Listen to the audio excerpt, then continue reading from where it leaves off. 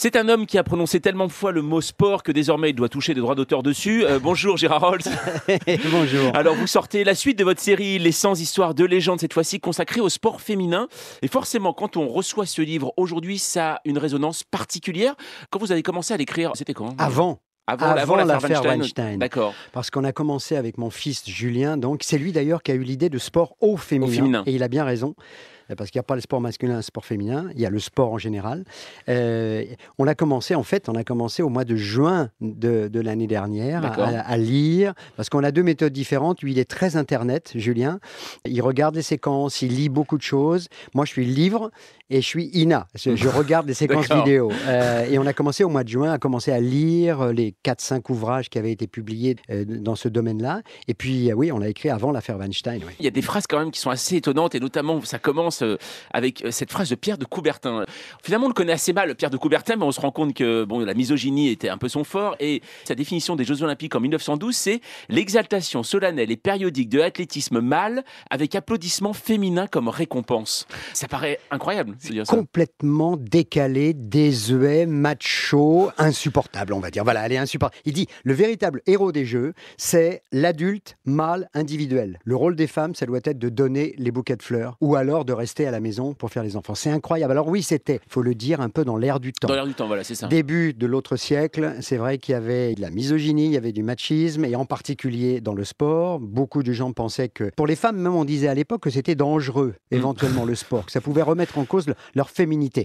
Mais les mots que Coubertin, génie, il a rénové les Jeux Olympiques, mais en même temps insupportable dans cette affaire de féminisme, il dit, une Olympiade femelle serait impratique, inintéressante, inesthétique, incorrecte. Incroyable. Alors pourquoi il dit ça aussi? C'est parce qu'il y a cette femme Alice Milia qui le provoque en fait. C'est-à-dire qu'il est là, elle dit écoutez, pour l'instant c'est les hommes, et moi j'ai envie qu'on participe aussi, c'est possible. Et c'est là où Coubertin dit mais pourquoi en fait? Il ne comprend pas en fait. Mais oui, et ce nom est très peu connu, Alice Milia, alors qu'elle a eu une importance phénoménale dans le développement du sport au féminin.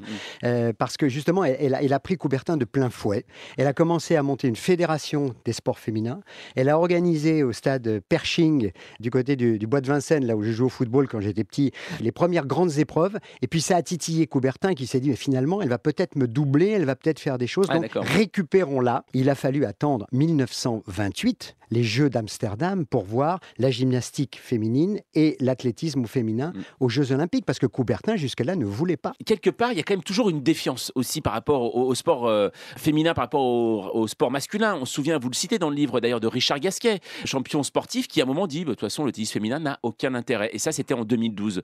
Donc finalement, est-ce que vous pensez véritablement que les mentalités évoluent, ou c'est un peu aussi pour la façade de temps en temps? Non, les mentalités ont vraiment évolué. Tout le monde a évolué. Parce qu'il y a à la fois la télévision, la radio, les journaux, il y a à la fois les organisateurs, il y a les fédérations, il y a les sportifs eux-mêmes. Tout le monde, par bonheur, a évolué. Et c'est vrai que même si ce livre-là, les 100 histoires de légendes du sport au féminin, c'est un cri du cœur, c'est presque un plaidoyer pour le sport au féminin, mais par bonheur, on voit plus de sport féminin à la télévision. Coupe du monde de football sur France 4, 4 millions de téléspectateurs. La Coupe du monde de rugby. Par bonheur, Roland Garros, les femmes ont autant de place que les hommes. Et maintenant, aussi par bonheur, depuis 2007, elles touchent la même prime. Il a fallu attendre 2007 quand même à Roland Garros. Donc ça, dans le journalisme, par bonheur aussi, les choses ont évolué. Un grand commentateur de football, dont je ne citerai pas le nom, avait fait virer Marianne Macot. Et aujourd'hui, par bonheur, sur toutes les chaînes, aujourd'hui, on voit maintenant des filles qui sont professionnelles, qui font bien leur boulot. Iturburu, Yanetta, mais une chose tout de même, c'est qu'il n'y a toujours pas une femme qui commande, par exemple, un match de l'équipe de France de football. En Coupe du Monde, c'est toujours 2 hommes, comme en rugby. Est-ce que c'est là l'ultime, finalement, plafond de verre également, non? Peut-être pour une femme. Oui, mais ça va arriver, parce qu'elle commente maintenant des matchs de football en Ligue des Champions ou en championnat, des matchs masculins.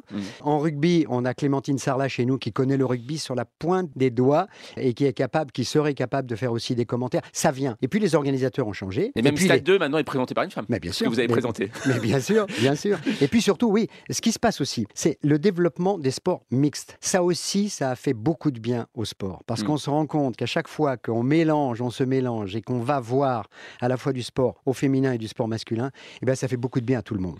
La mise à jour de Gérard Holtz, c'est toute la journée sur France Info.